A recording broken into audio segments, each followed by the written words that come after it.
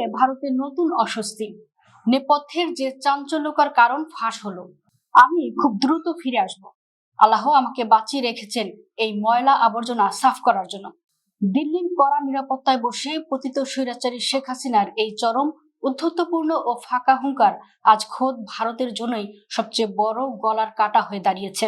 ছাত্র জনতার গণঅভ্যুত্থানে বোরখা পরে দেশ ছাড়া এক স্বৈরাচার যখন ভিন দেশে বসে নিজ দেশের বিরুদ্ধে বিষ বাষ্প ছড়ায়, তখন তা কেবল আস্ফোলন থাকে না, পরিণত হয় এক গভীর কূটনৈতিক সংকটে। আর হাসিনার এই অপরিণামদর্শী আচরণের কারণেই আজ বাংলাদেশ ও ভারতের মধ্যে শুরু হয়েছে চরম কূটনৈতিক উত্তেজনা। দিল্লিতে আয়োজিত ভার্চুয়াল সংবাদ সম্মেলনে বসে হাসিনা যখন বছরের শেষ নাগাদ দেশে ফেরার দিবা স্বপ্ন দেখাচ্ছিলেন, তখন ঢাকা চুপ করে বসে থাকেনি। বাংলাদেশ সরকার তাৎক্ষণিকভাবে ভারতের কাছে এই নগ্ন চক্রান্তের কড়া ব্যাখ্যা তলব করেছে।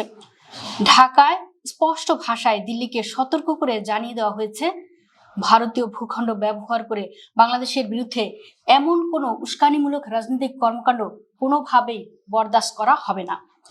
একই সাথে জুলাই গণহত্যার প্রধান আসামি হিসেবে শেখ হাসিনাকে আইনি প্রক্রিয়ায় দেশে ফিরিয়ে আনার দাবিটিও নতুন করে জোরালোভাবে টেবিলে তুলে ধরেছে ঢাকা। ঢাকার এই কড়া কূটনৈতিক ধমক খাওয়ার পর আক্ষরিক অর্থেই দিশেহারা হয়ে পড়েছে মোদীর সরকার। বিবিসি বাংলার বিশ্লেষণ বলছে, গত 2 বছর ধরে হাসিনাকে আশ্রয় দিলেও ভারত এখন বুঝতে পারছে যে তারা এক জ্যান্ত দায়ভার কাঁধে নিয়ে ঘুরছে। তাই তড়িঘড়ি করে ভারত সরকার বিবৃতি দিয়ে জানিয়েছে এটি নাকি একটি বেসরকারি আয়োজন ছিল এবং এর সাথে ভারত সরকারের কোনো সম্পৃক্ততা নেই। বিশ্লেষকরা বলছেন, মোদী সরকার এখন চরম উভয় সংকটে।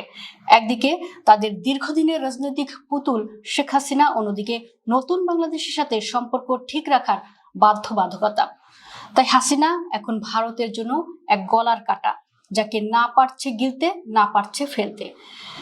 এই সংবাদ সম্মেলন পরিস্থিতিকে আরো ঘোলাটে করেছে বিতর্কিত সাবেক ক্রিকেটার ও সংসদ সদস্য সাকিব আল হাসানের উপস্থিতির কারণে। পতিত স্বৈরাচারের সাথে সাকিবের এই নগ্ন দালালির পর দেশের সাধারণ মানুষের ক্ষোভ এতটাই চরমে পৌঁছায় যে মুহূর্তের মধ্যেই তার পারিবারিক বাড়িতে হামলার ঘটনা ঘটে। এই ঘটনা প্রমাণ করে, দিল্লির আশ্রয় বসে যারা নতুন বাংলাদেশের বিরুদ্ধে চক্রান্ত করবে, দেশের মাটিতে তাদের অস্তিত্ব চিরতরে মুছে যাবে। আজ বিশ্ববাসী পরিষ্কার দেখছে, যে নেতা নিজের দেশের মানুষের ভয়ে পালিয়ে যায়, সে কখনো ময়লা সাফ করতে পারে না, বরং ইতিহাস তাকেই আবর্জনার আস্থা করে নিক্ষেপ করেছে। শেখ হাসিনাকে আশ্রয় দিয়ে মোদী সরকার যে কূটনৈতিক জুয়া খেলেছিল, আস্থা তাদের জন্য সবচেয়ে বড় বুমেরাং হয়ে দাঁড়িয়েছে। দিল্লির সাউথ ব্লক এখন হাড়ে হাড়ে টের পাচ্ছে পতিত স্বৈরাচারের বোঝা টানার মূল্য কতটা চড়া হতে পারে।